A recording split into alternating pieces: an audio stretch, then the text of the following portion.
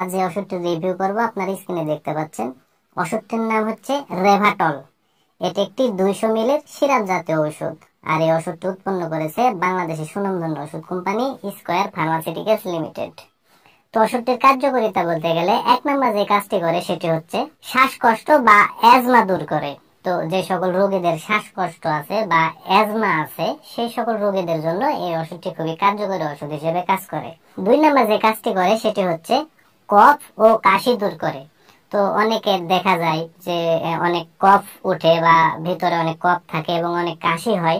সেই কফ ও কাশি দূর করতেও কিন্তু এই ওষুধটি খুবই কার্যকরী ওষুধ হিসেবে কাজ করে।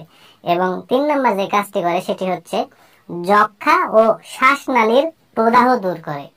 তো যক্ষ্মা রোগের ক্ষেত্রেও এই ওষুধটিকে ব্যবহার করা যায় এবং যাদের শ্বাসনালীর বিভিন্ন ধরনের সমস্যা আছে এবং প্রদাহ আছে সেইগুলো দূর করতেও কিন্তু এই ওষুধটি খুবই কার্যকরী ওষুধ হিসেবে কাজ করে। এবার আসুন যে আসলে ওষুধটির সেবন বিধি কি সেটি আমি আপনাদের বলে দিই। তো ওষুধটির সেবন বিধি বলতে গেলে বিশেষ করে যাদের বয়স 12 বছরের কম এই সকল শিশুদের জন্য 1 থেকে 2 চা চামচ সিরাপ দিনে 2 বার সেবন করতে হবে।